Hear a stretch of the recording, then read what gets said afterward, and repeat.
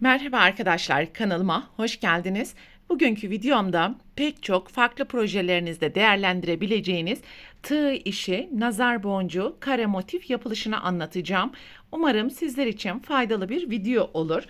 Anlatımını yapacağım. Kare motifin genişliği 11 santimetre ve motifin yapılışında alize cotton gold iplikler kullanacağız.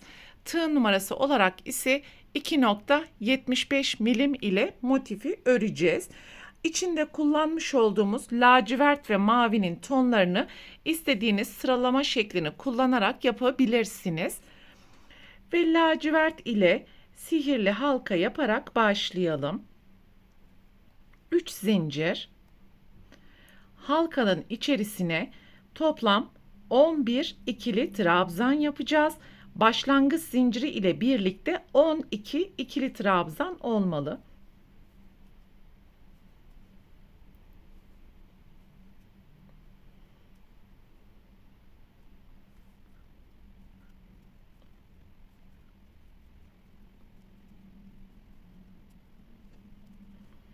On iki trabzanı yaptıktan sonra ilk yapmış olduğumuz zincirin tepesine kaydırma yaparak sırayı tamamlayalım.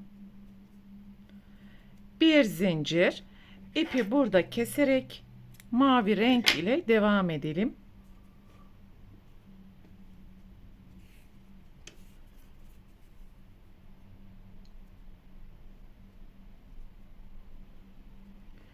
Yapmış olduğumuz herhangi bir trabzanın tepesinden ipi sabitleyebilirsiniz.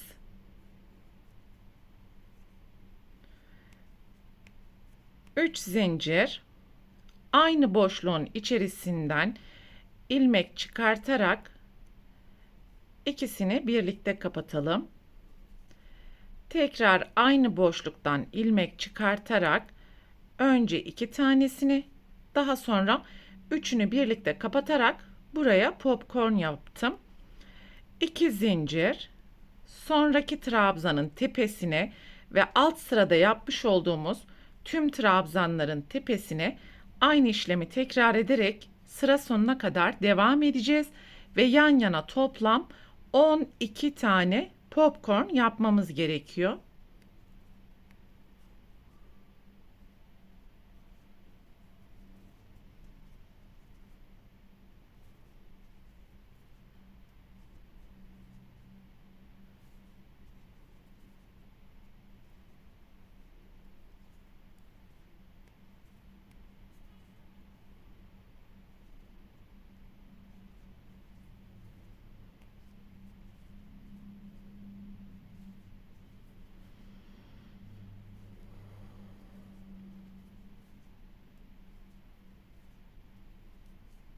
Yan yana 12 tane grubu yaptım.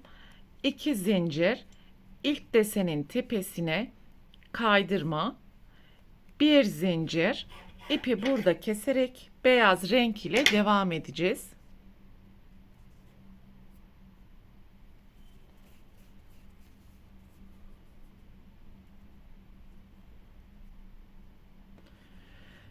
Ve alt sırada yapmış olduğumuz herhangi bir iki zincir boşluğundan ipi sabitleyebilirsiniz. 3 zincir, aynı boşluğun içerisine 3 ikili trabzan yapalım.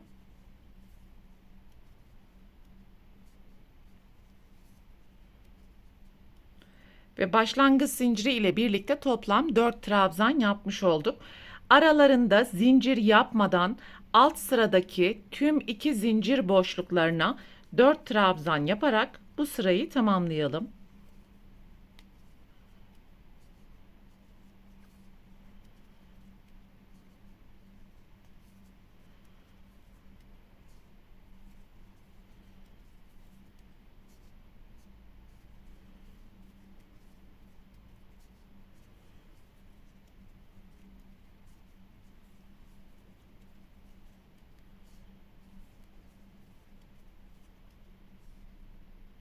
Sıranın sonuna geldiğimiz zaman ilk zincirin tepesine kaydırma ve bir zincir yaparak ipi keselim.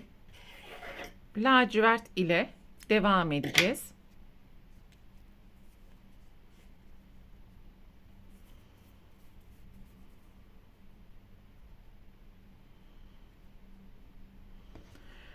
Ve alt sırada yapmış olduğumuz herhangi bir trabzanın tepesinden ipi sabitleyebilirsiniz.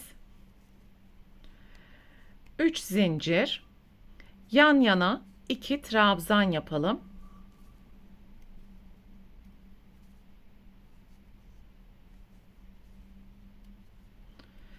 Ve başlangıç zinciri ile birlikte yan yana 3 trabzan yapmış olduk.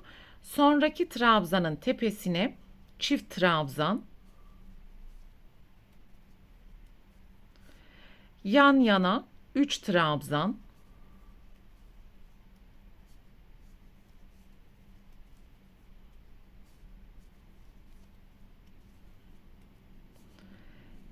sonraki trabzanın tepesine çift trabzan ve yan yana 3 trabzan.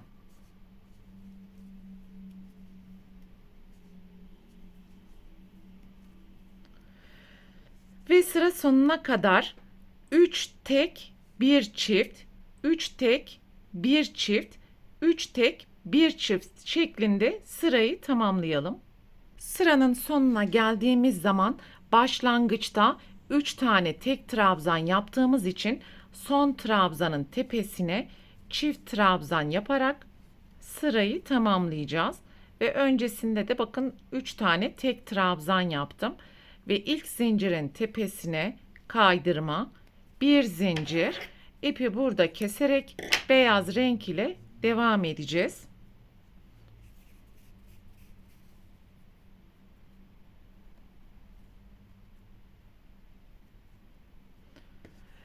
Beşinci sıraya özellikle dikkat edelim arkadaşlar. Yapmış olduğumuz daireyi şimdi kareye çevireceğiz ve herhangi bir trabzanın tepesinden ipi sabitleyelim. 5 zincir, aynı boşluğun içerisine üçlü trabzan yaparak köşe zincir boşluğunu oluşturmuş olduk. Sonraki trabzanın tepesine ikili trabzan, sonraki trabzanın tepesine yarım trabzan. Şimdi yan yana 10 tane sık iğne yapacağız.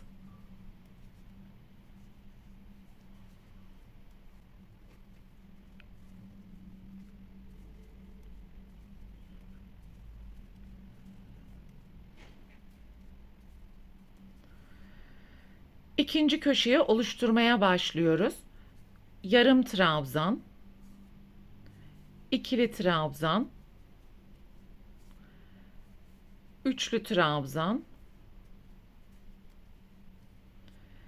2 zincir, aynı boşluğun içerisine üçlü trabzan, ikinci köşe zincirini oluşturmuş olduk. Tekrar ikili trabzan, yarım trabzan ve yan yana 10 sık iğne.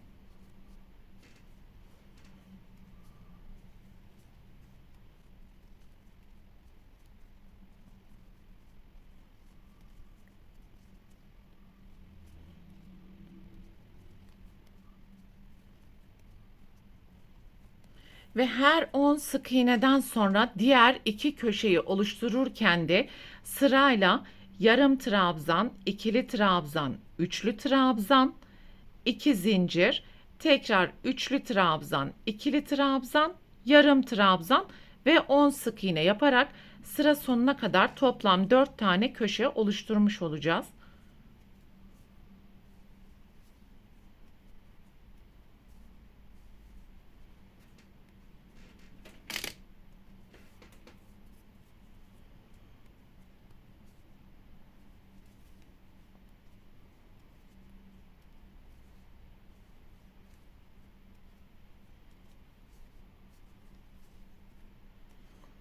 Yarım trabzandan sonra 10 sık iğne.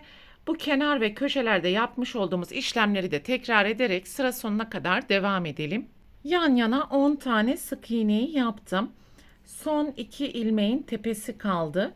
Yarım trabzan, ikili trabzan ve burada da ilk zincir ile birinci üçlü trabzanı oluşturmuştuk. Üçüncü zincirin tepesine kaydırma yaparak sırayı bu şekilde tamamlamış olduk. Orta zincir boşluğuna geçiş yaparak tekrar kaydırmam. 3 zincir, aynı boşluğun içerisine üçlü trabzan, 2 zincir, 2 üçlü trabzan yapalım.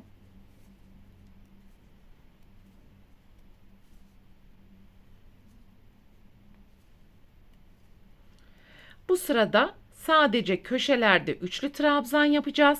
Kenarlarda ise ikili trabzan yaparak devam edeceğiz. Şimdi diğer köşeye gelene kadar alttaki tüm trabzan ve sık iğnelerin tepesine ikili trabzan yapalım.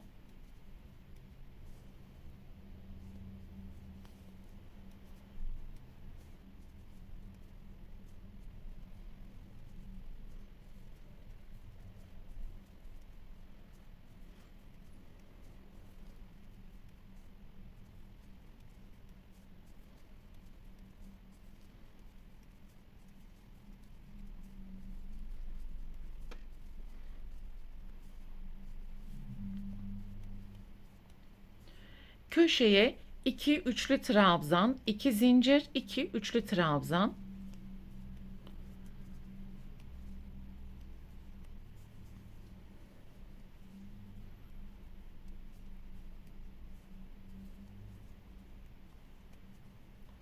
Sonraki köşeye gelene kadar alttaki ilmeklerin tepesine ikili trabzan ve köşelere de üçlü trabzan şeklinde sıra sonuna kadar devam edelim. Son trabzanı yaptıktan sonra yapmış olduğumuz ilk zincirin tepesine kaydırma yaparak sırayı tamamlayalım.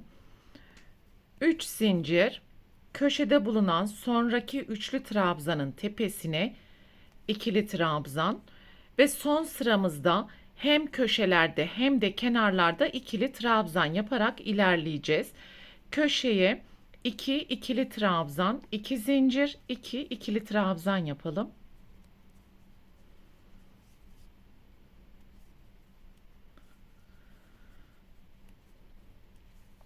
Sonraki köşeye gelene kadar alttaki tüm trabzanların tepesine ikili trabzan ve köşeleri 2 ikili trabzan, 2 zincir, 2 ikili trabzan, kenarlardaki trabzanların tepesine de ikili trabzan yaparak alt sıradaki işlemi aynen tekrar edeceğiz. Sadece köşe zincir boşluklarında üçlü trabzan yerine ikili trabzan yapacağız. Sıranın sonuna geldiğimiz zaman ipi burada keselim ve ilk yapmış olduğumuz trabzanın tepesindeki ilmekten gizli birleştirme yapalım.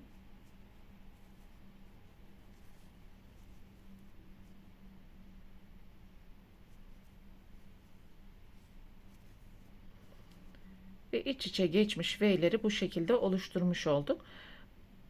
Bu ipi de arka taraftaki ilmeklerin arasından gizleyebildiğiniz kadar gizleme işlemini yapabilirsiniz.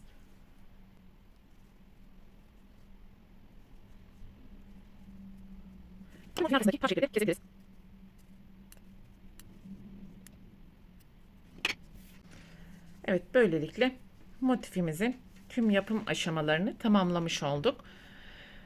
Bu videoda anlatacaklarım bunlardan ibaretti. Umarım sizler için faydalı bir video olmuştur. Sonraki eğitim videosunda görüşene dek lütfen kanalıma abone olarak videomu beğenmeyi ve sevdiklerinizle paylaşmayı unutmayın. Hoşça kalın.